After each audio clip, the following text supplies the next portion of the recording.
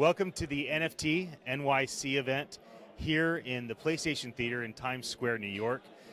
We have 85 speakers going on the main stage for a 12-hour period, and then I grabbed some of the VIPs like yourself to come into the Golden Room and have a little bit more of a organic, mellow fireside chat. Thank you for joining me, Diana. Can you please introduce yourself to those that are watching, who you are and what you're working on? Yeah, sorry, you will take it. Okay, so my name is Diana, right?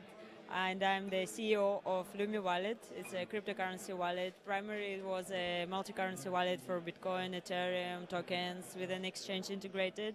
And later on, we decided to launch one more application. It's more dedicated for NFT.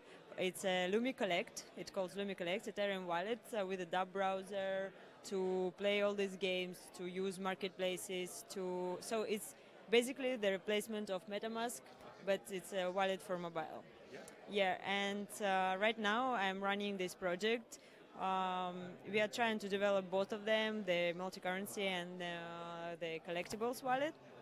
And right now I really believe that collectibles and game assets and all of these NFT are developing even more faster.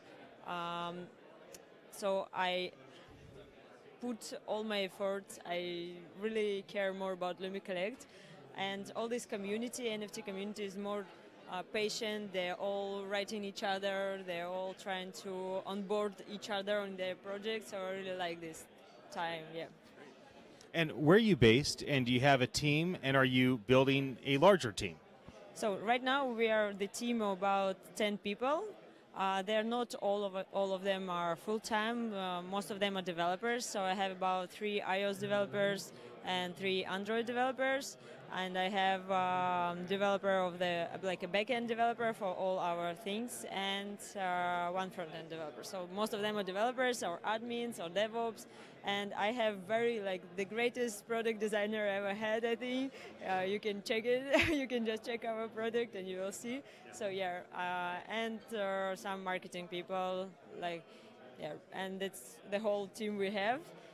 Most of developers, most of them are Russian speaking because I'm originally Russian, and for me it's much easier to communicate such difficult things in Russian. I have tried with remote English speaking or Asian developers. It was quite difficult because they do not feel deeply like what you want from the product, and takes more time. Yeah, and the designer, she's originally Finnish, so it's very multinational company, not a company, we are a project. I don't know how to consider myself here. So that's who we are today, but I really hope that we will grow. I'm in search for a very good PR manager or just PR person that can do all these things, and I haven't found yet. So if anyone wants to join us, I will be happy.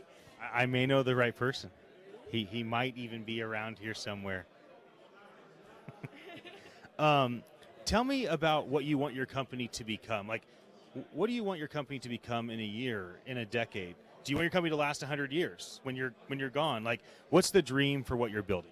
So actually, I cannot really plan something for a year. It's very difficult in crypto. Yeah, it's usually I have some roadmaps for 3 months and 6 months, and for now, as I told you, we have 2 different projects. So I have different roadmaps for them. As for Lumi Collect, I really want to become an entry point for all users that use NFT. So, for example, how does it work right now? You need to have your private key to have all your tokens to store on it, and to communicate with marketplaces or with a game or with something, you need your private key to sign transactions. So I want to make Lumi Collect and Lumi Wallet a place or a product that all these projects will recommend as they recommend MetaMask. They do not really recommend it. That's the only option that they can suggest to their users. So I want to be the product that is really recommended by these projects to their users. Because this is really easy, 1 click and you're onboarded. You don't need to understand what is a MetaMask web extension and other difficult words for normal people. Yeah, so I'm really focused on to make a very easy user experience product for all newbies, for all advanced users that are trying to interact with NFT. So actually it can be like an app store for application, but it's like an application for all blockchain games, blockchain collectible projects, or even like ticketing systems on blockchain, or so everything that is connected to NFT. And for the Lumi wallet, the one that is basically multi-currency and the normal one, we really try to like integrate as many coins as we can. But now we are doing EOS integration, because I also think that EOS is very perspective one, and there are going to be a lot of dApps, and it can be the same, even better than Ethereum in this field. And so EOS is one of the main things that we are doing right now, because it takes time. It's really difficult to make it easy for users, because if you want to make an EOS wallet, you need to have EOS to upload it or to create it. So it's really weird. We're trying to make the process easier, the UX and UI for everyone, like your granny can understand it. Yeah, so this is our 3 months roadmap. But basically, I just want to be the best of the best on the market and to be this private key holder, the product that allows you to keep your private key. That is very important, essential in crypto, to keep your private key on your site and never share it with anyone. So it's, and I want to make it smooth, easy, reliable, trusted. So this is the thing that we are doing right now. Well, I'm glad that you're part of the ecosystem. I'm glad that you're here.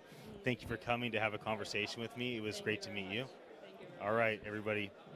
We will be back. We're going to run a video and come back with another interview. All right. See you soon.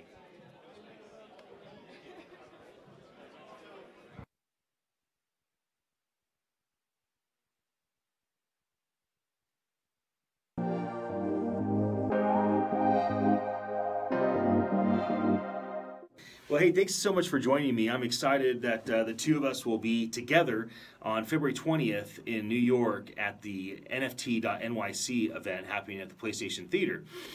Maybe as we start this brief conversation, could you please introduce yourself and tell me what it is that your company does? Hey, so I am Akil Fernandez. I am the founder of GoCrypt. What our company does is we tokenize Magic cards, and we provide software for people to fracture those cards for shared ownership and shared investment. Yeah, that's great. Why do you think people should attend this upcoming event, NFT.NYC? I mean, why are you going, and why do you think folks should come and join us? Yeah, I think people should go for the same reason we're going, to learn more, to make sure that we're building our platform in a way that integrates well with others, and to just get inspired by all the cool things that people are doing in the industry.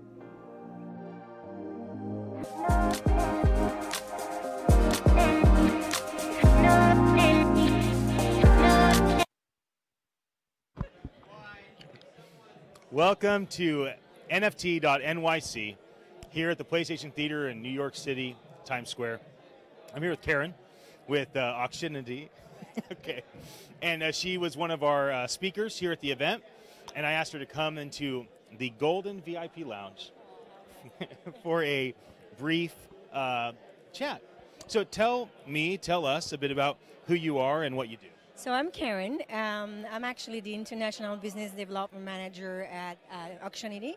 We are based in France. That's a company that has been around for more than 5 years, and we actually have a great experience in the auction, applied to different type of product, and we decided to take that experience into the blockchain world and to create really an ecosystem around the auction to be able for gamers or artists and so forth to be able to sell the NFT onto our platform.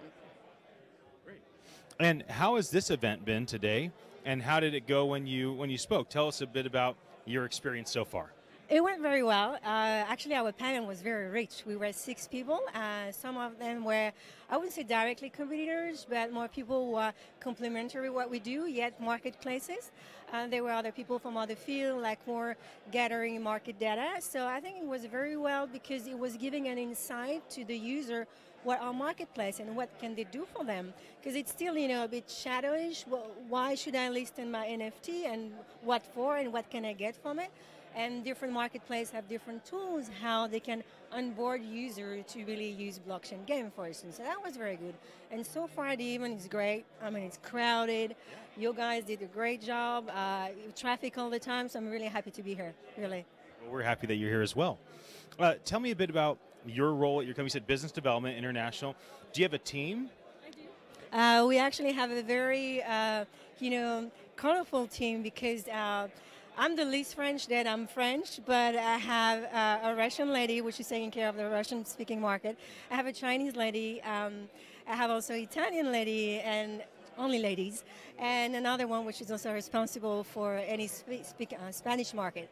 So all that team put the efforts together to try to make partnership across that ecosystem, which is still today a bit small, but yet we need those partnerships. And we work a lot with Lumi that you just interviewed from the wallet side, or with other partnership in terms of developing the market for artists, for instance, with Non-Origin, which is a platform, another marketplace, kind of, but for artists. So that's what we do, and we're trying to make ties, collaboration, so that we all are aiming at the same goal. You see, it's all we want to have increased user adoption. We all are facing the same challenges, so we better work hand in hand. That's what we do.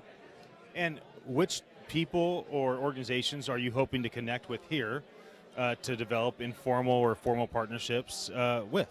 I'm actually planning to connect with people that I have been dealing with only via emails.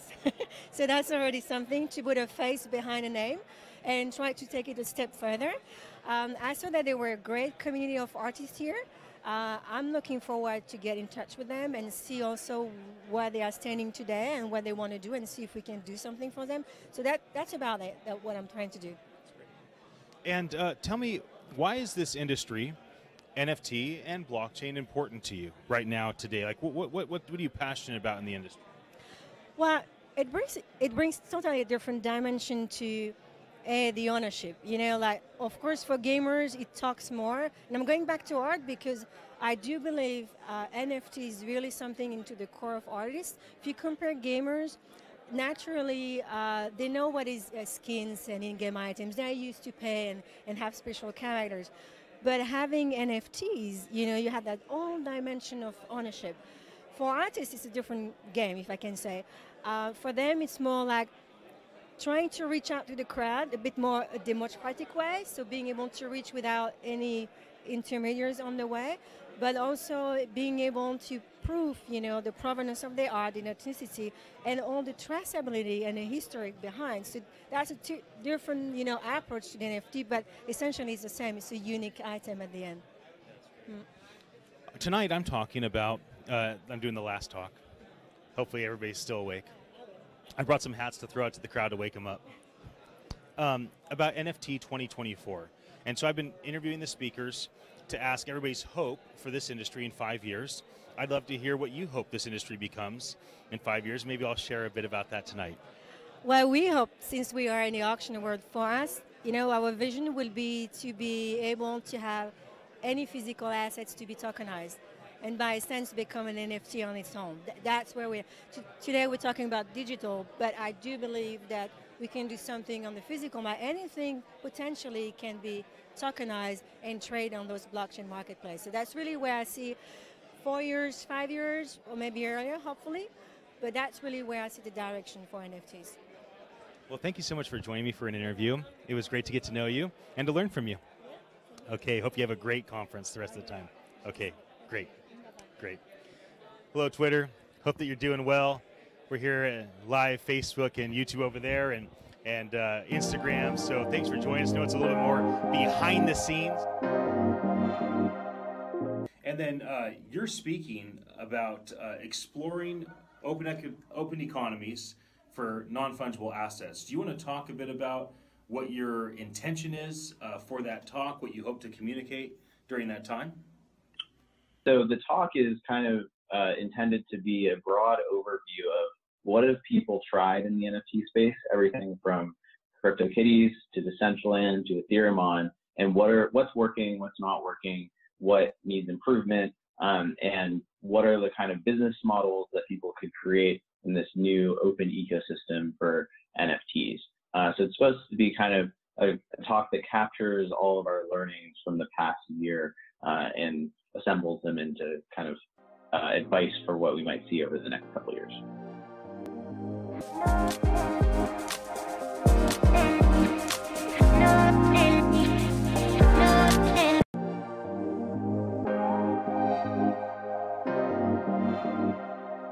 And then you're speaking about exploring open economies for non-fungible assets. Do you want to talk a bit about what your intention is for that talk, what you hope to communicate during that time? So the talk is kind of intended to be a broad overview of what have people tried in the NFT space, everything from CryptoKitties to Decentraland to Ethereum on, and what's working, what's not working, what needs improvement, and what are the kind of business models that people could create in this new open ecosystem for NFTs. So it's supposed to be kind of a talk that captures all of our learnings from the past year and assembles them into kind of advice for what we might see over the next couple of years.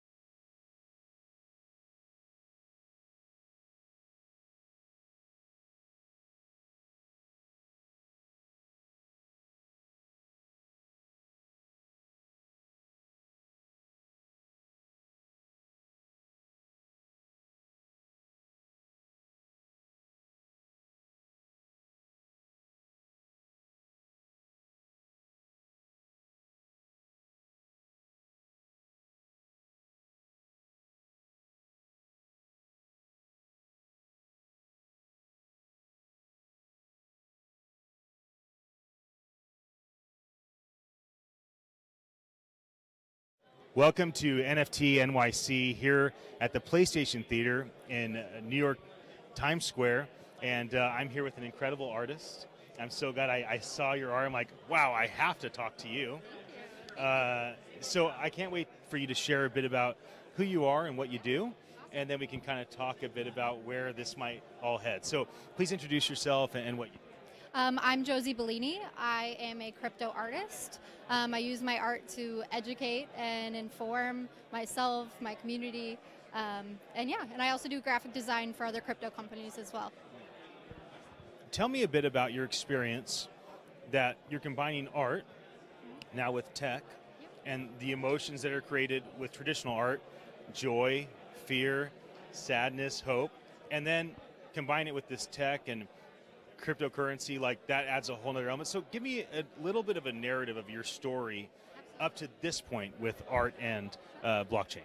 So I actually studied finance, and I worked in finance previously, which also led me to learning more about cryptocurrencies and what they are. But I've always had a passion for art and graphic design. So once I actually just started investing small things, Ethereum, Bitcoin, and things started to go well, and I was like, what's going on here? So that's when I really started researching, doing my due diligence on what these products were, and that's when I got really excited and realized there is a way to own your own money. It's not the industry that I used to work in, it's actually, this industry. And through my art, it's a way that I can give back, it's a way that I can educate with different pieces. and that's kind of, I guess, the narrative of how I got here. And now anything that inspires me in this space, I'll make a piece for it. And it gets the community talking, what is this about? What is this about? And I can share with them what it means for me and what it could possibly mean for them. Tell me about what you're hoping to do in the near future. Like, what does the next season, the next year look like for you? Is it similar? I mean, do you keep creating these amazing pieces? And maybe you could show us kind of some of your pieces. And so why don't you show us some of your pieces and tell us about, like, here's what I'm thinking this season, this year. Maybe we can go a bit further out. So my two most recent pieces are actually pieces that are giving back to things that I'm passionate about. So my most recent that is actually not even released yet, it's being released next week, is this piece. The original is much bigger, but this is Ross Ulbricht, and I spoke with his mother, Lynn, who her life is dedicated to freeing Ross. He's connected with Silk Road and is currently serving 2 life prison sentences plus 40 years, which is absolutely insane. And he was just standing up for what we are supposed to be. We're supposed to be a free society. So this piece is made for him and their family, and all proceeds go to helping fight for his freedom and the lawyer fees and things like that. It says land of the free in the background, but the stars of our flag are fists that are cuffed, which is what's happened in his case. And then also the piece that I made before that is this piece here. This one is really special and dear to me. It's my good friend from Venezuela, Mariana. She is in the U.S. on political asylum because of what's happening in Venezuela. There's the burned bolivars in the background, the Bitcoin white paper showing through, and then here she is with her gas mask and the Venezuelan flag. And this one is also giving back. It's all proceeds, 100% go to Venezuela. And then other pieces I have, they're all related to other cryptocurrencies, but in this next... Why don't you hold the microphone and I'll hold the pieces, and you can kind of explain them. But yes, so those 2 are my charity pieces, but the other pieces are crypto-related still, but for different meanings. This one in particular, it's probably one of my most popular pieces. The title of it is Filter. And as you can see, there was real in the original, real cut up money in the background. And she has a Bitcoin gas mask on with Bitcoin white paper in the filters. And she's filtering out the fiat. She, which was my personal meaning, is taking control of her financial future by owning Bitcoin and actually owning her money. So that's what that one means for me. They all sort of mean something different. I don't know if you want me to go through all of them. Yeah? Okay, cool. And this one is a really cool piece. It's based on Monero, and which we know is a privacy coin. So that's kind of why she has the and the Monero symbol is actually blocking out her eyes, which is what we do to block out someone's identity. And then in the background, there's jaguars, which for me just represent a really powerful, shrewd, private animal, which is why I chose it for Monero. And I just love the colors in that one. This one is fun. This can be taken 2 ways.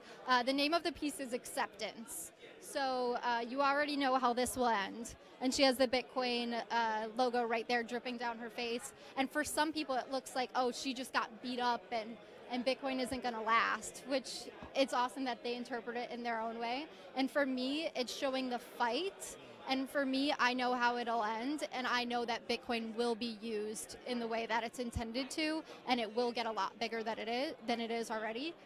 So it's fun listening to people have the dialogue with this one both ways, because that's what art is. You can take it as you interpret it. Yeah, this one is last, but also first. It's the first piece crypto art that I made in 2017. And she is wearing a mask that has a bear with bull horns. So it's a bear and bull representing the ups and downs of the market. And in the background here, there are the top cryptocurrencies of 2017, because that's when I made this piece. And there are also empty circles, which represent the cryptocurrencies that are that are going to come in the future. But the fun part is there's also cryptocurrencies that we don't have anymore. So it was like a time stamp. You know, there's BitConnect on here because it was a top coin in 2017, but as we know, it doesn't exist anymore. So that one is just kind of like a cool first timestamp of my art and also the market when I got into it. Tell me about your shirt. Okay, so yeah, my shirt, this is based off of my piece Filter. So it's just kind of a different variation of it. But I sell my shirts on my website. I also sell shirts of this piece as well, which, like I said, all gives back to charity. But I sell shirts and I sell archival prints of all my work. So yeah, and if any companies are looking for some cool murals, I'm looking to do stuff like that too. So that'd be pretty cool. Do you do collaborations with other people? I've done commissioned work, which is sort of collaborating with different companies. Of course, I like to vet and do my research before I partner with others, but the one for Ross was a collaboration. I'm definitely up to that, even collaborating with other artists as well. That's great. Talk to me about like 5 years out. How would you like to see you as an artist and you as an entrepreneur and a creative? Like, how would you like to see your journey in 5 years? And how about the industry as a whole, like crypto art? I think the industry as a whole in 5 years is going to be drastically changed, but in such a way that people aren't really going to know that they're using cryptocurrency in these systems, but they're going to be using them, especially like we're here with gaming.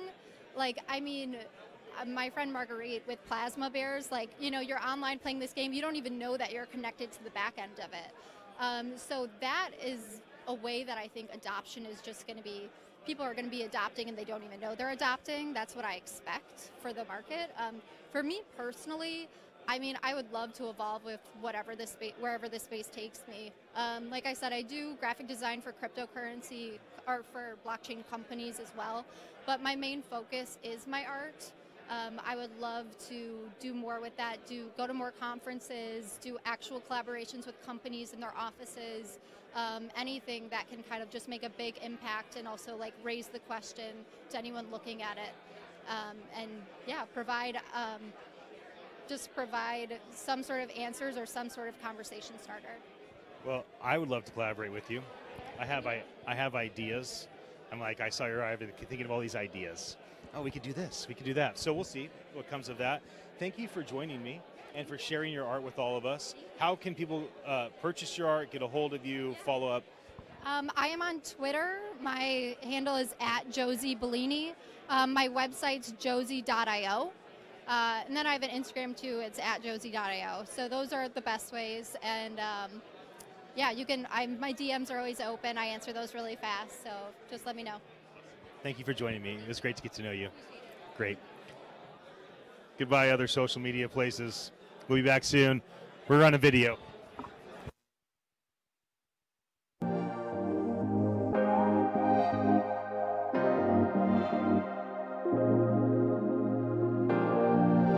My last question is about the future. So your chance to put the futurist hat on for a moment and make a guess about what could the non-fungible token market, economy, whether it's enterprise or consumer perspective, what could it look like in 5 years? I always kind of subscribe to the advice that people tend to overestimate how fast things will happen, but underestimate the impact of new technologies. I think what's really novel in this 5-year time horizon is the fact that for the first time we kind of own our digital stuff. And that has huge implications for digital game economies, virtual world economies, things like that. So I think we'll see a lot of experimentation in that area.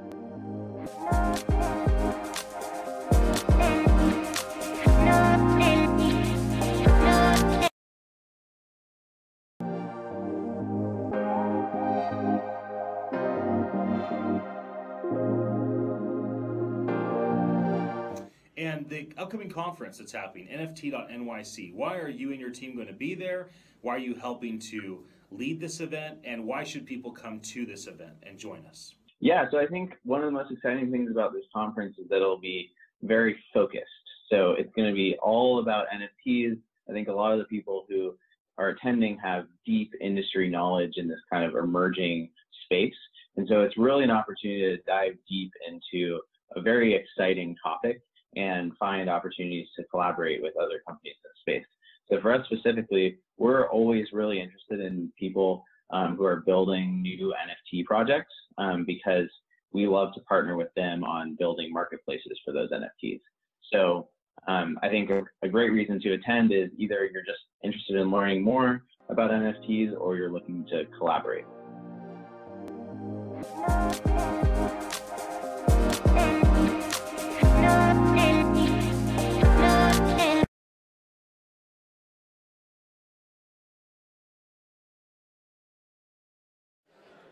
Welcome once again to the Golden VIP Lounge here at the Nyc.Nyc event at the PlayStation Theater in Times Square. We've been having a blast. There are 85 different speakers on the main stage today, and it's a 12-hour event nonstop. They have like a 35-minute lunch.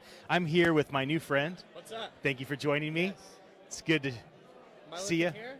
We're just talking to each other. They can listen, they can watch. We got Facebook and YouTube right here. We have Instagram and Twitter.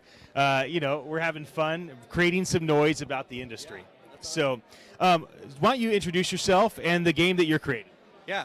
So my name is Preston Atterbury. I'm the founder of Block Cities. Block Cities today is a set of architecture collectibles. So we model real-world buildings, and we allow users to create their own buildings. In the future, it'll be a full-blown city building game. So thinking SimCity, but with non-fungible tokens, an ERC20 token for payment, and a lot of other cool stuff. Awesome. So how are you inspired to go this direction? Tell me a bit about maybe your gaming experience, your development experience, and how you kind of got here. Yeah. What's actually odd is that I worked for Kevin Jonas of the Jonas Brothers on a few games that he was producing. So after he finished music, he got into games, and somehow I got connected, and I ended up designing some of the games for him and his brother's band, DNCE. So that was my intro into gaming, but what really got me involved was CryptoKitties. So when I saw CryptoKitties, I thought, that is awesome. I was already kind of in crypto. I loved Bitcoin, and I was interested in Ethereum, and I was looking at the economic paradigm shift that crypto was doing, and I wanted to get involved. My background is in design, but my true love has always been architecture and cities. And so when I saw CryptoKitties turn blockchain into an art application, I knew that I had to do something similar with buildings. And so that was the impetus, and the project has totally changed as it's evolved, but that's what really got me interested in doing something in the NFT space. That's great.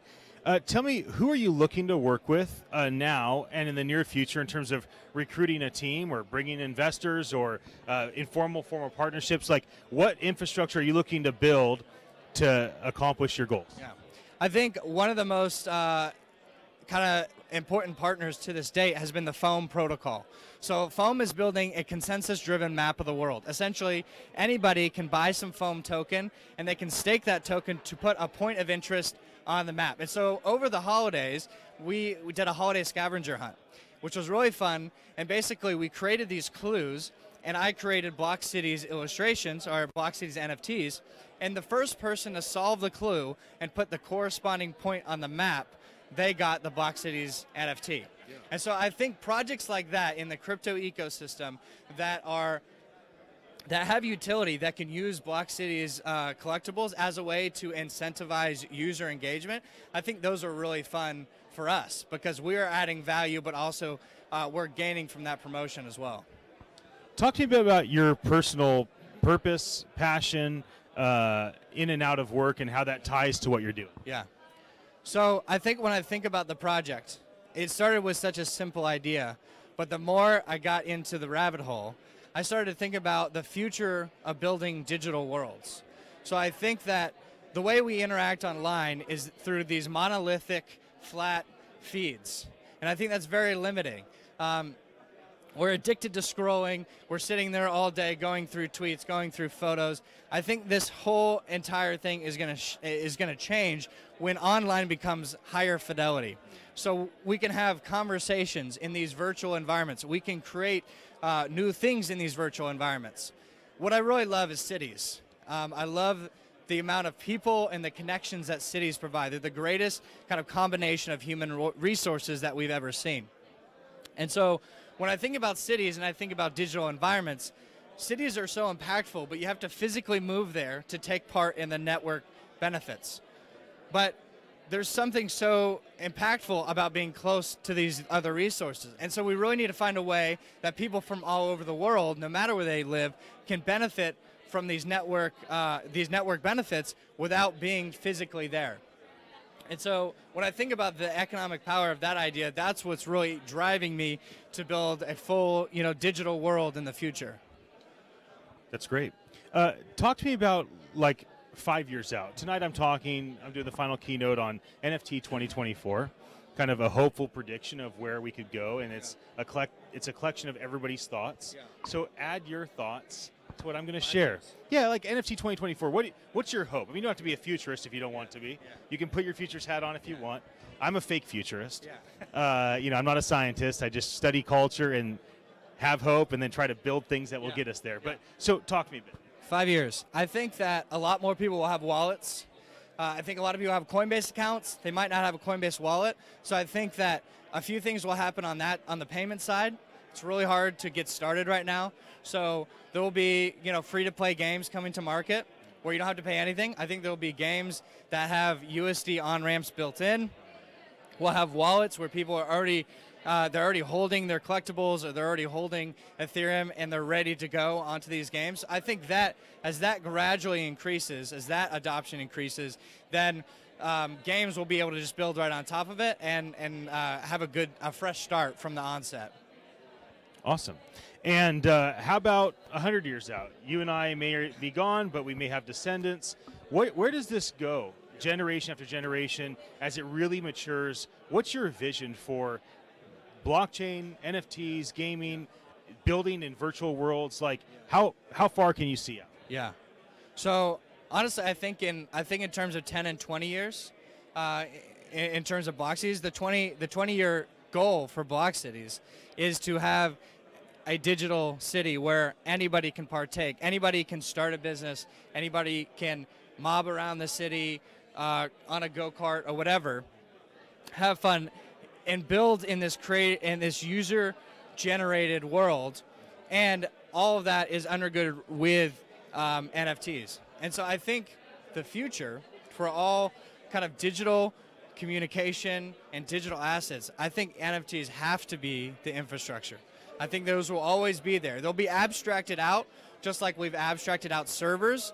No one worries about servers. It's just on AWS, If developers don't worry about it, and consumers definitely don't. They probably don't even know that exists. And so I think in the same way, blockchain will always be there, and these non-fungible tokens will undergird these digital assets. And people might not even know it, but they'll be able to benefit from what NFTs provide in ownership and tracking. Thank you so much for joining me. Yeah, for sure. It was fun to get to know you and having you share with everybody. Yeah. All right, good. Sweet. Awesome. We'll be back. We're going to roll a video. Be right back. Be back, Twitter and Instagram. Thanks for joining us.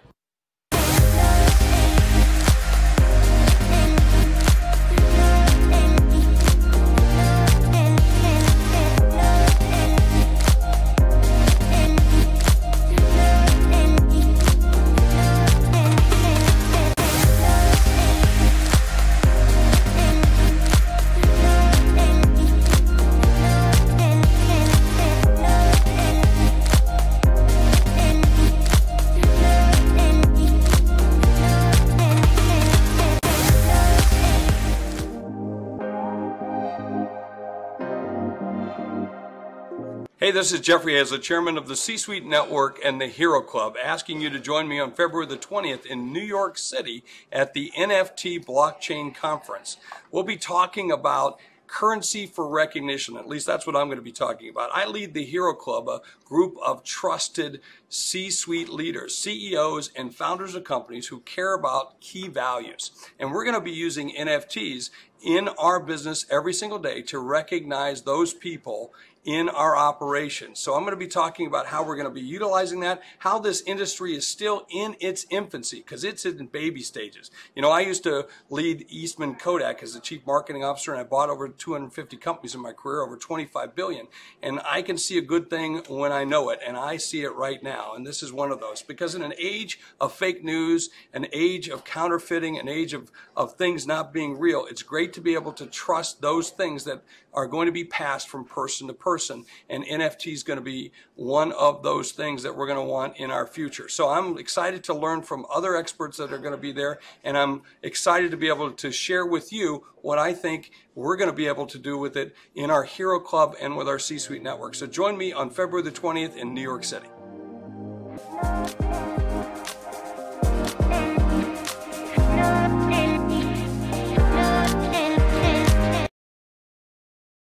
IP room here with John, and you and I had a conversation recently. It was digital, so we've had 2 conversations, both recorded. One day we'll just have coffee without a camera. And so I really enjoyed that conversation. I wanted you to come again and just talk a bit deeper about some of the things that we discussed, this conference, this industry, where things are going. For those that don't know, which would mean they probably have no idea about sports, give us a little background, like, you know, Comic Book One, your experience with ESPN and how you kind of got here. So my name is John Kozner, and for 20 plus years I was at ESPN. The last 15 I was in charge of digital and then digital and print media. So I have a background in mainstream sports and technology, really the intersection of sports, media, and technology.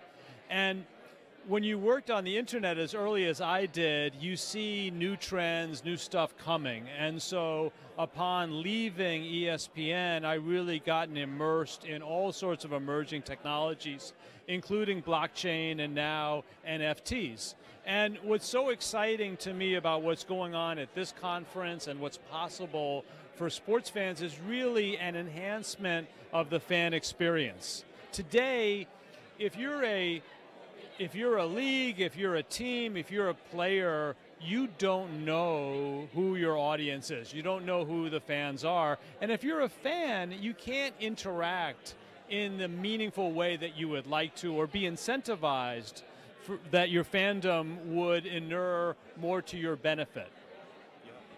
And what's been your experience so far as you've transitioned to be independent and as you've gotten more and more involved in blockchain and now NFT? Like, what's the experience been up to this point? Like, the culture, the people, the focus on or not on monetization, making money, the focus on community or the focus on individual, like, just what's your vibe in this space?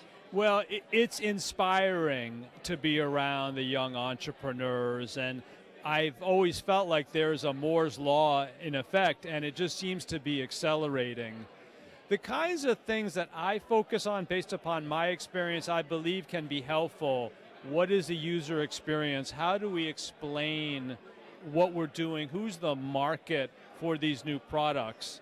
The ingenuity that I have seen just this morning, again, continues to be, practically mind-boggling. We just did a panel on sports, and one of the entrepreneurs, not only are they coming up with avatars for their NFTs that would attach to players, but you can view these avatars using augmented reality. As a matter of fact, the avatars can compete with each other in augmented reality. But what's really going to drive this mainstream is when the concept of the NFT doesn't matter. It's like, I love my AirPods. My AirPods are made possible by Bluetooth. I love my AirPods too. But they're made possible by Bluetooth technology, but that's invisible to me. So when we're able to roll these products out and people don't really care what the technology is, they just like what it makes possible for them. How's the experience been here at this event? What do you think an event like this will be like next year? If Jody and Peel Browser and OpenSea do a NFT 2020 event, what do you think will be different a year from now in kind of a gathering to where it is now? Well, I'm astounded how many people they got here and the caliber and quality of speakers, and they did it without a cent of marketing spend. So, it was your videos. Yes.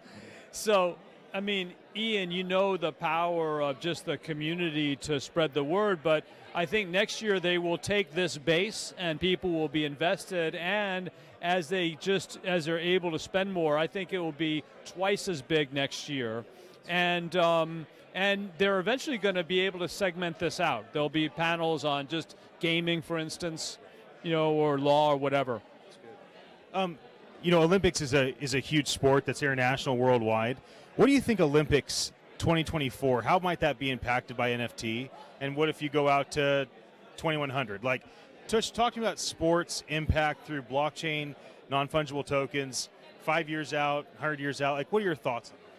When I first started getting interested in the Olympics, I discovered that pin trading was huge when you were at the Olympic location. So imagine a world of digital pin trading where so much is possible and you can attach yourself to the athletes, the countries. It just takes it in a totally different direction.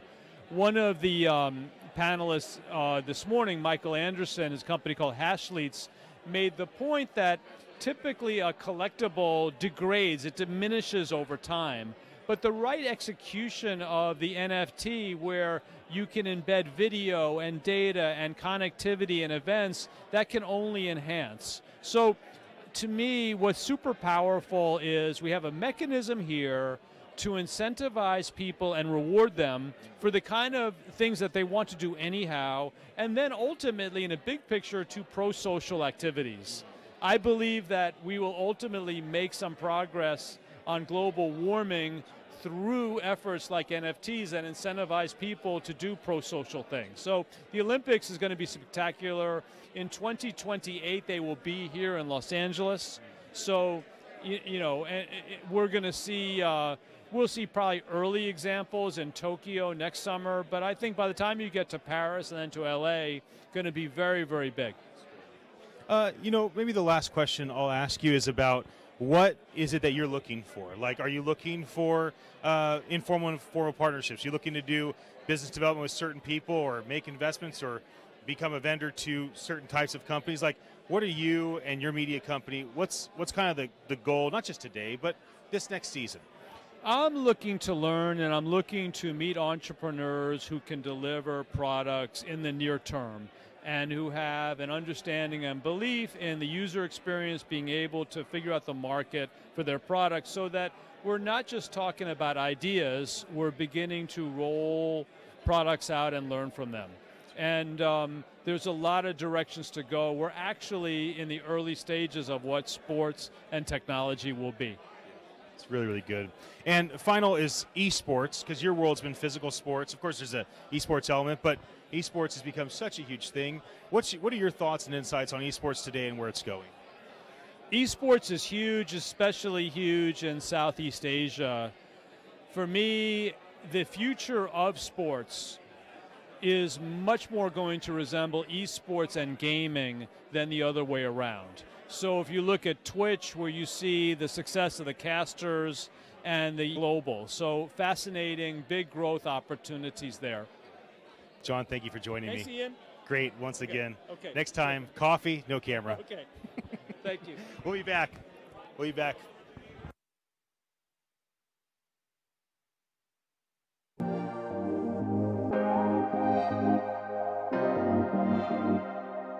One of the questions I've been asking people is if you could define NFT for me. What is a non-fungible token? What's your definition? How would you phrase that to somebody that does not know?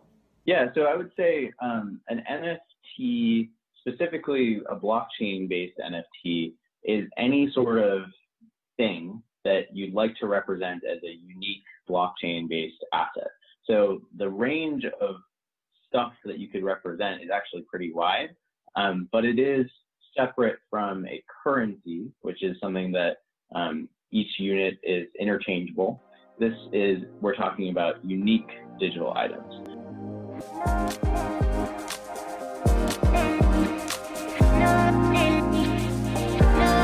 Welcome to the Golden Lounge here at the PlayStation Theater. We are at NFT in NYC, and this is Fanny, my new friend. We're going to get to know each other in front of a camera, which is a unique idea, but it's been fun so far. So you have a lot of new friends? I'm always having lots of new friends. I'm very friendly. So tell me and tell those that are watching who you are and what you do. So my name is Fanny Lakoubai. I'm the CEO of Snark.Art, and we're based in Brooklyn.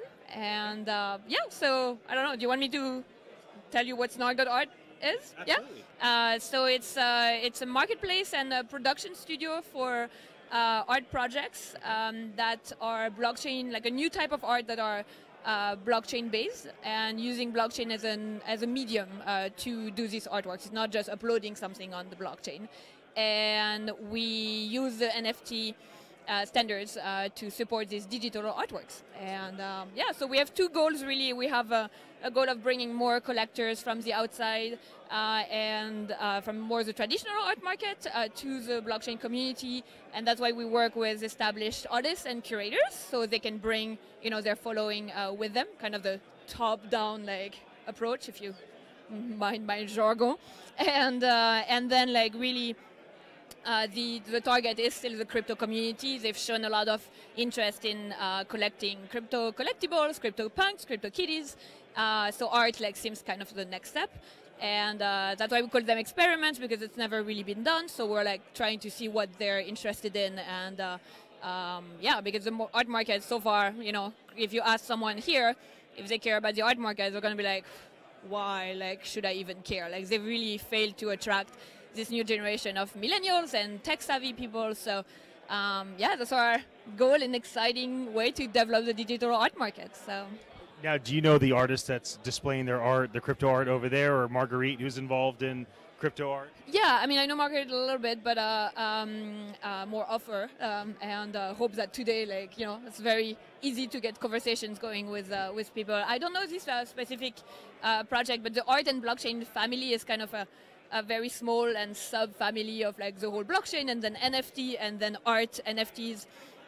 So it's like we kind of all know each other and now know like the projects, all the conferences. We're like, hey, Judy from Dada NYC. We're always like, we call each other like the panel sisters because we're always on the same panels like together. But it's amazing because we're really trying to build a new market. So you have projects that are for emerging artists. We're trying to bring like more established artists to really build up a market. It's the technology is here. You can have scarcity, provenance, authenticity, but the technology is not going to build a market. Let's face it, it's never been done. But so we're contributing our little share to that, and yeah. And so, tell me about your team today and the team that you would like to create as you continue to grow and thrive as a company.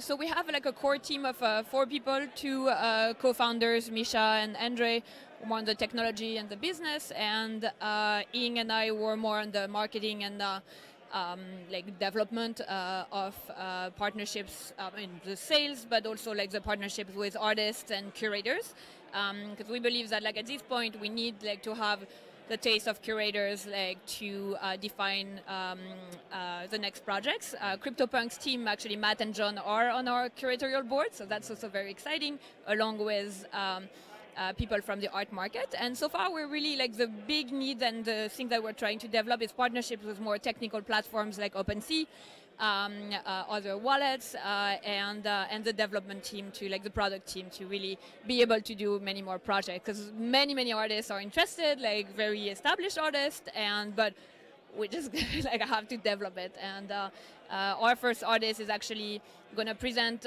this afternoon her piece that we did with her. She's a video artist, and it's going to be a screening. So when everybody's falling asleep with all the talks, we're like, there's a video, and it's an amazing work of art, and it plays with concept of blockchain. People have been like really receptive to it. So yeah, more like we don't expect like huge growth, but like really projects-wise and interacting feedback with the community. I think it's essential. So yeah. And should artists reach out to you and your company directly, or are you looking to have relationships with art buyers, or both? Like, who would reach out, who would go to Snark.Art and kind of engage with you? So right now it's more like the collectors. So our first project, actually, surprisingly, we had like 80% of our buyers coming from outside of the blockchain community. So they had to create a wallet. So it's like very interesting. Like we had a lot of customer support to do as well, but we use deep links and very simple ways for them to get their artwork. So it's mostly like the collector crowd who is coming to Snow.art to discover these pretty amazing projects. Because we're such a small team and we're really trying to build up more like established art projects to get people to come with the artists. We don't open yet to submissions from artists, and we hope in the future, but it's all a little bit later down the line. So pipeline is pretty full, so it's going to be very exciting this year.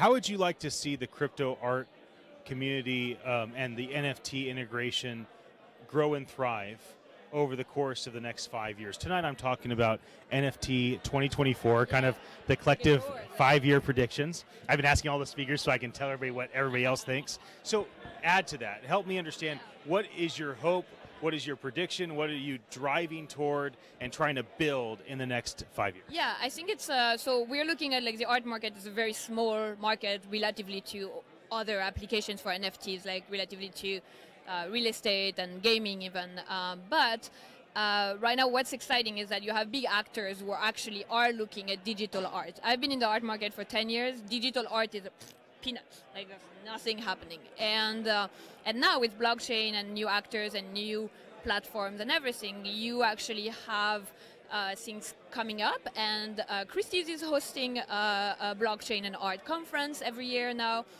We have Philips Auction House that just partnered with a digital art company called Data Edition. If you ask me, it's like I want like this, even to talk about digital art. And yes, it's backed up by blockchain and everything, but nobody has to know that. And I wish for the day that we can work or develop our own like wallet that like doesn't, you know, like that doesn't go through MetaMask or like a much simpler experience. And I think this is all these elements that we're trying to work with, and everything. It's all about timing, right? So it's all has to come together for that to happen. But yeah, I wish also for more conferences when you talk to people from the outside. So we're trying to do a digital art fair in May. Where at? In New York, and so to get more people to come, who would go to another art fair, like, you know, Freeze or Armory Show, and they're kind of like, oh, this is new, this is digital art, let's see it, and get into a little bit of blockchain, but really should not talk about NFT, or we should call it something else. But yeah, so that's kind of the hope, is to not talk about NFT anymore. But we will always talk about it. But even if it is NFT, maybe it's not the right brand. You know, it's the branding is like, it's the name, the technical term, but it's like, sure. You know, like HTTPS is an actual check mark. Right, exactly. Well, thank you for joining me. It was fun to get to know you. Thanks. I'm very interested in the crypto art market. I'm thinking I'm going to do a crypto art event in San Francisco, either at Twitter's headquarters or DocuSign or NASDAQ, where I do events. So that'd be fun to talk with you about. Good. It was great to meet you. Okay, great. We'll be back. We're going to roll a video. We'll be back soon. Bye.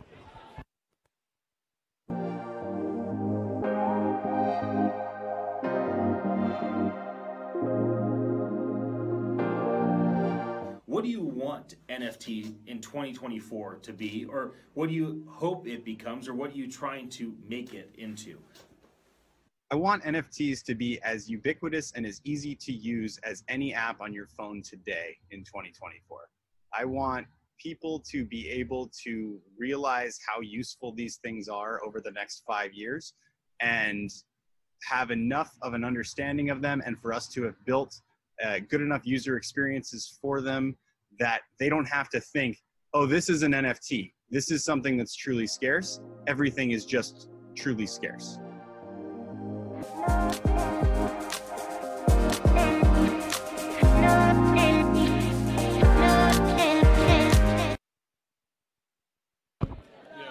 Welcome to the Golden Room. This is Thomas.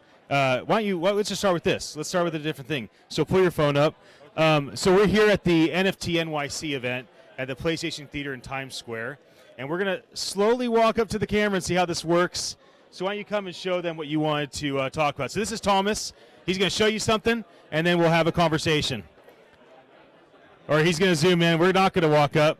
He's going to zoom in on us. Let the wheel come around. Let the wheel come around. So why don't you explain what the camera's looking at? Sure. So this is a enhanced NFT. So NFTs are non-fungible tokens. So we have non-fungible tokens related to athletes, and we're curating fan experiences around individual athletes. And so for us, we look at this being an avatar where you can engage with the athlete themselves. You can consume content, whether it's their workout regimens and videos that they post for their fans. You can actually chat with them directly if you complete a certain task. But then you can actually take this avatar and you can put it into a game.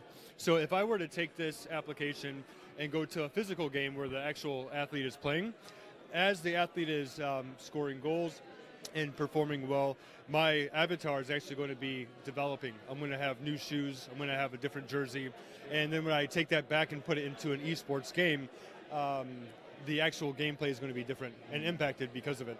But yeah, so we're focused on using NFTs as the primary means of engagement in sports as well as in general. So we're also doing with Good Morning America the fan engagement for their summer concert series, where we're using NFTs. And what's unique about the Good Morning America concert series is that people have to get down there at 6 a.m. and then they have to stand there for like 2 hours before the concert even begins. So being able to have everybody there that has an NFT can be selected, where one winner will go up on stage during the last song and actually perform or actually appear on Good Morning America. Yeah. Maybe 6 other fans get selected and get front row seats. So anyways, so we're using NFT as the primary access point and distribution for content. But it really enables a new kind of engagement model. And cool. So yeah. Give us a little bit of your background. Sure. And how you kind of got to this point. Yeah, so my background has been in sports technology and entertainment. I developed barcoded ticketing. I developed the initial IP around that in 2003. So before there were smartphones, there were still green screens. I delivered the first barcoded ticket to a mobile device. Subsequently rolled that out across the country.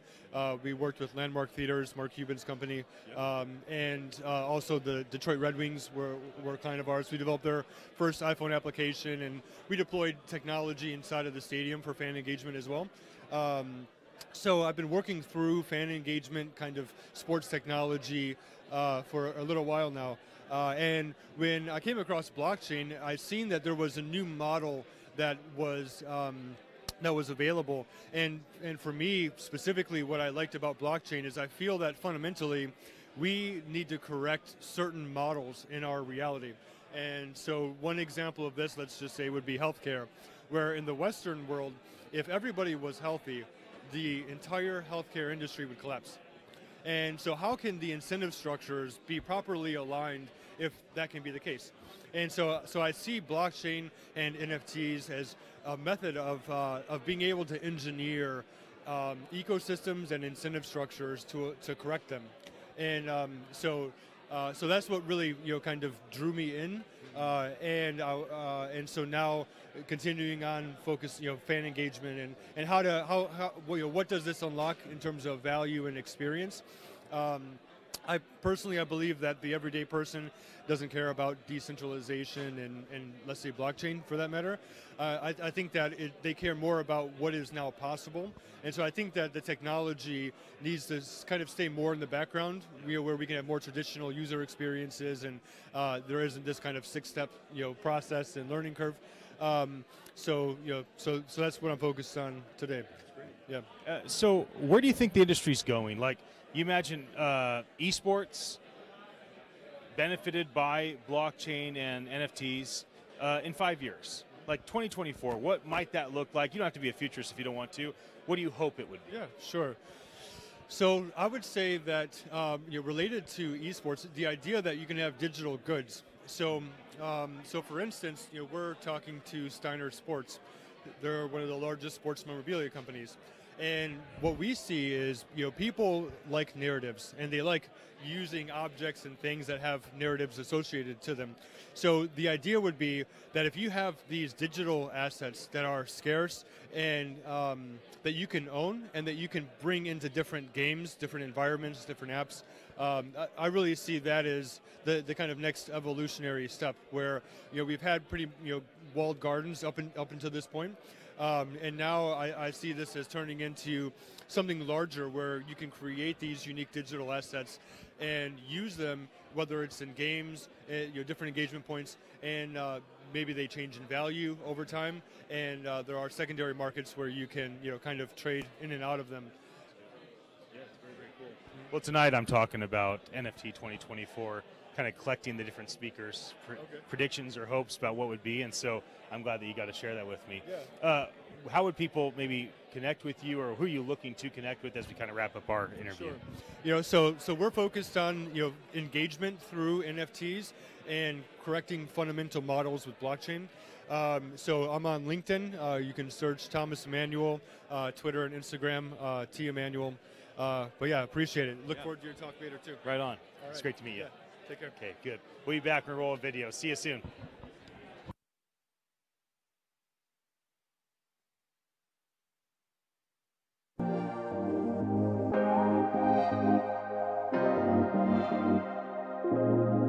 So my last question is about the future. Like, if you put your futurist hat on, NFT 2024 looks like.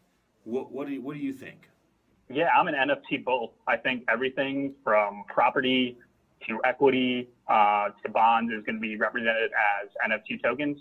A lot of people think that ERC is going to be the right way to do it, but I think just because a lot of the legal and regulatory complications, even some of the things that we think of as fungible because of the regulatory environment around them, are actually not as fungible as they look at first glance. So I think NFT is going to really be the standard that runs away with it.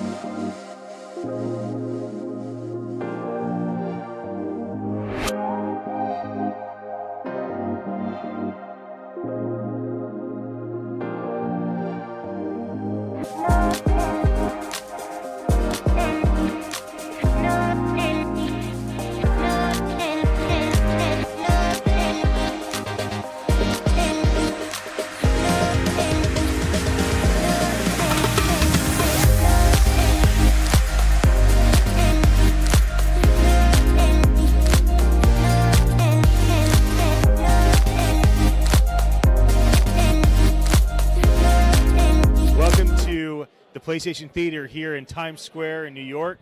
I'm here with a new friend. Please introduce yourself and what you work on in the blockchain NFT space. Sure. Hi, my name is Jacqueline O'Neill. Jackie O'Neill. I run Blockchain Art Collective. We've been around for about a year, and we use encrypted NFC chips encased in tamper-evident seals that essentially function as a certificate of authenticity meets artist signature meets provenance history. All of this data can be added to each certificate and affixed to a physical artwork. And then all of that data is then relayed to a permissioned Ethereum family blockchain currently. And our goal is to be building out a decentralized exchange on a public blockchain. And so we launched our MVP back in September, and we're working with about 30 artists and a gallery now. That's great. And so how is this application? Do you forge formal partnerships? Is it informal at this point? Is there a payment? Like, if an artist sees this and says, I love that, I want whatever she's talking about, what do they do? Sure. So right now, people can buy a starter kit on our website. Each certificate costs about $10. And mostly we're working with $10 per piece. Yes, $10, but each starter kit comes with 2. And so mostly we're working with contemporary living artists just because they're the easiest to create a secure chain of authenticity, because they can vouch for themselves. And then we're also working with testing out with a gallery right now who's basically authenticating on behalf of artists.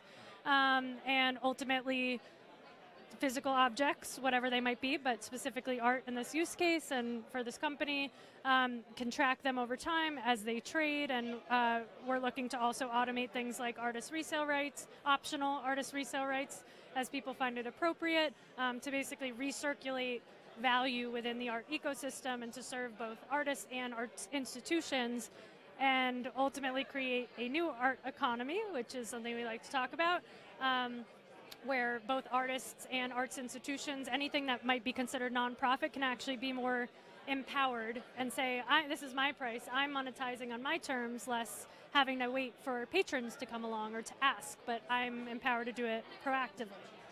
Yeah. And my last question is about the future. I'm talking tonight about 2024, okay, kind of the collective 5-year predictions or hopes of all the speakers. Yeah. And that's one reason why I have the Golden Room, is to find out new knowledge to share. So what do you think 5 years from now? NFT 2024, crypto art 2024, tell me about it. So a few things. I think there will be massive new markets, at least burgeoning markets. I don't know if they'll be fully there yet, but way more mainstream, more affordable access. I was actually just talking about this with someone earlier. Way more mainstream, affordable access for investors and artists to just get more into art. So I think the art ecosystem will grow immensely. I think people who, for example, are investing in real estate, a lot more people, not just accredited investors, will be investing in real estate. You and me, anyone can be investing in real estate in a way where it's, again, based around value for that the unique individual can bring, and they can be empowered to gain value from their unique perspective, and also at, again, more affordable price points. So barriers to entry for a lot of things will go down, and then that will allow more exchange of value and more people doing that to grow. So I think maybe in 2024 it's not all going to be there, but I don't know, you already see, crypto ads on the subways and in mainstream movies, so we're moving in that direction.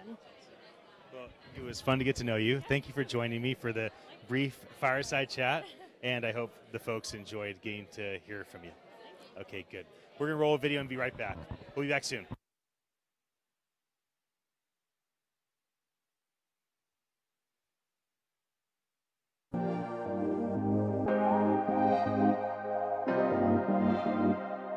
NFTs are exciting right now because they're in their infancy. Like, we've only had NFTs really for under a year at this point, maybe a little bit more. Whereas the crypto space itself is much, much older, and it's a much more mature space. So a lot of people who talk about the cryptocurrency world, talk about how they missed the boat. They're like, oh, I didn't get in early enough, right? It was so much more exciting back then when the idealists were there, when the original ideas were coming out, we were still arguing about the finer points of Satoshi's white paper. That's where NFTs are right now. We're all having that conversation of what are these things going to be, how are they going to affect the world, and how can we as developers go and make these things as powerful as possible for all of the users who are going to be excited about using them. And that's just the best time to come in and be part of a community. So NFT.NYC to me feels like the first real event focused on bringing that community together.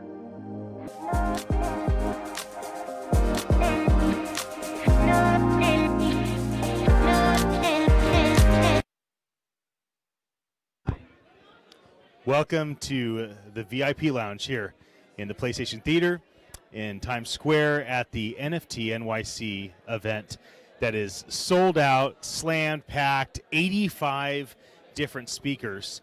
I met you, Fanny, in Germany, and it was a very memorable talk. And you were there as a blockchain attorney. Now you're a lead strategist at an exciting company I'll let you tell the folks about. So, and I just remember thinking, wow, you're amazing. Like, you have so much knowledge to share. So I asked, can you just come and do a quick fireside chat with me? Thank you for being gracious and taking your time out of the day to be here. Tell everybody and tell me, maybe I'll learn something new about you, a bit about yourself and what you do at your company.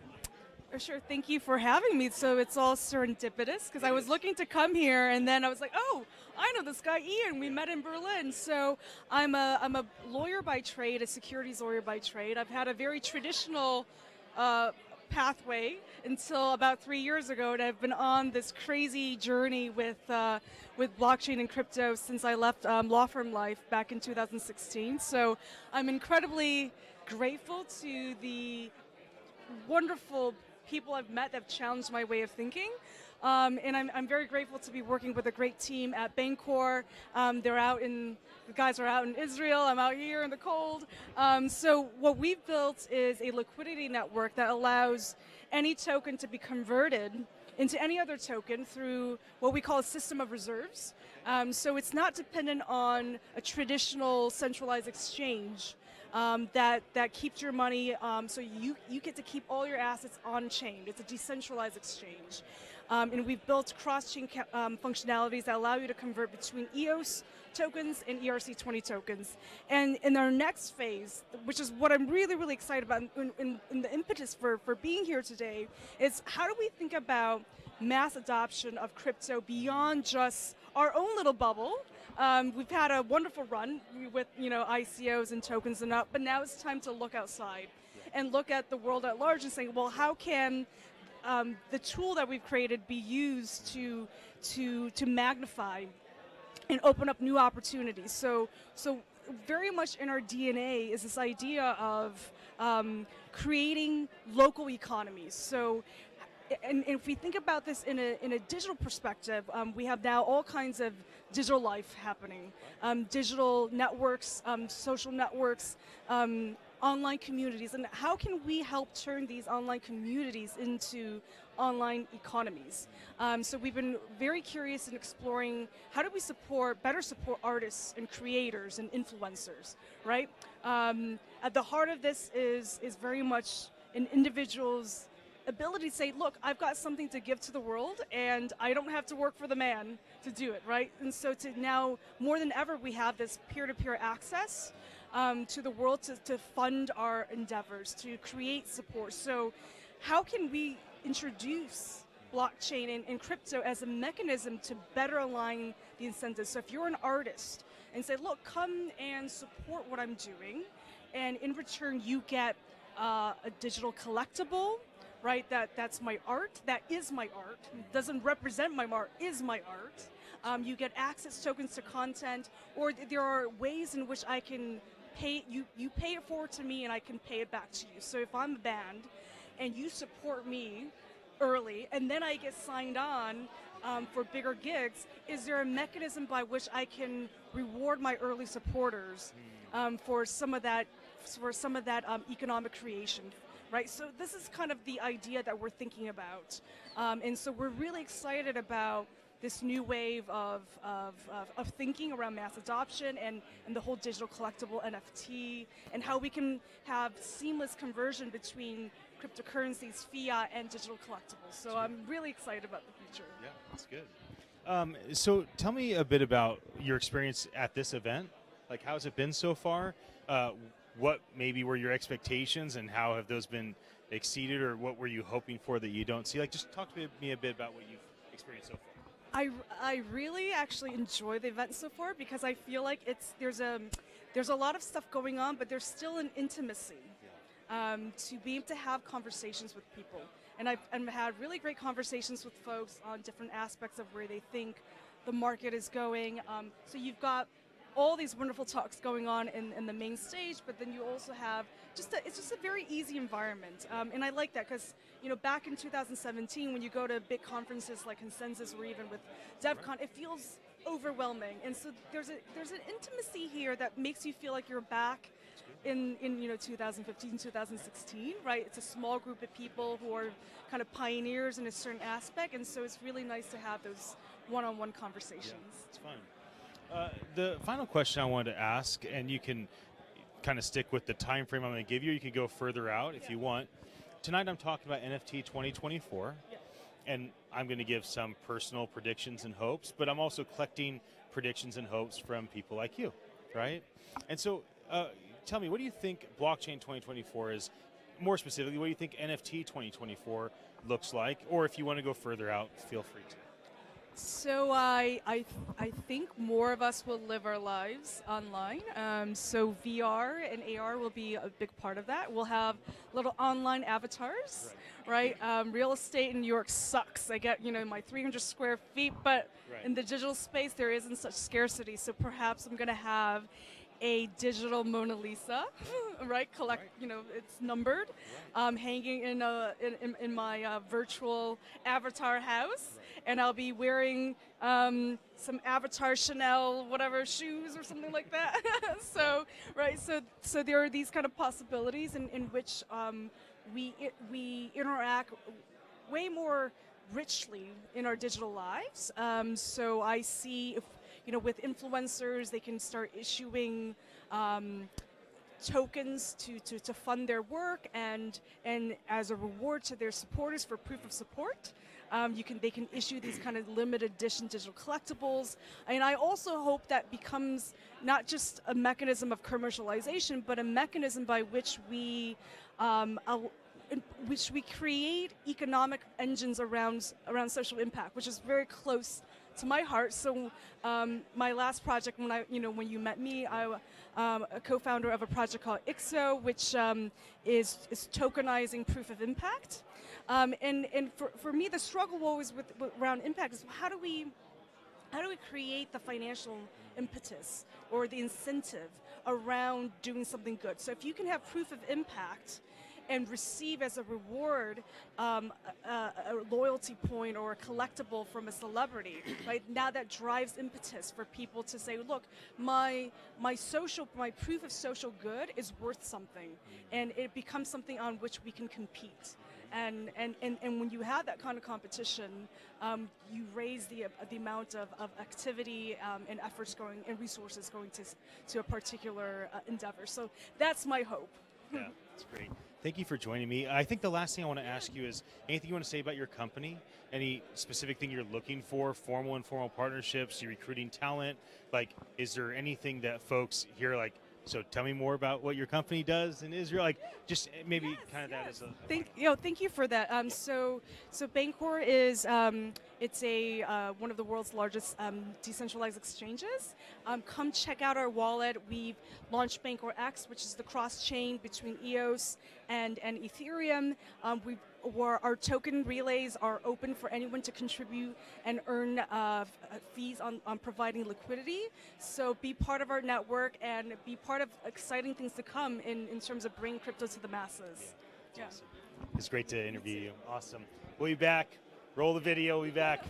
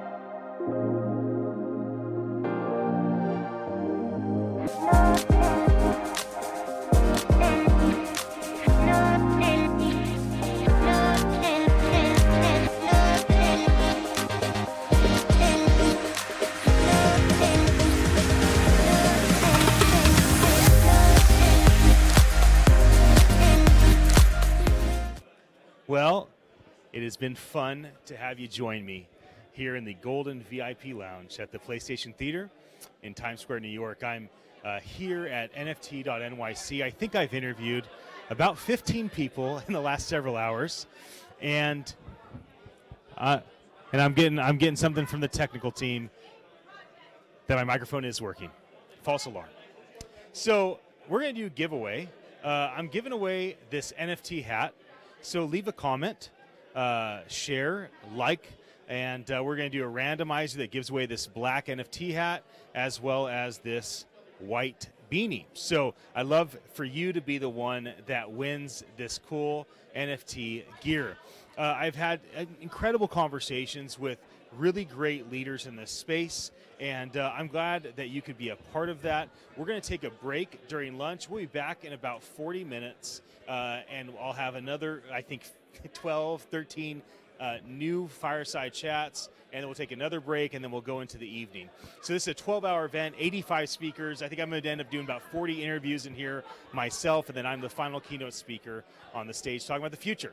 NFT 2024, what does this industry, this blockchain industry look like in 5 years? So again, thank you for your attention. I truly appreciate it. I hope that you're enjoying this. I hope that we've made you laugh and made you think and maybe caused you to consider, you know, how you can be a part of this ecosystem. And so I look forward to having you join me again as we come back after lunch.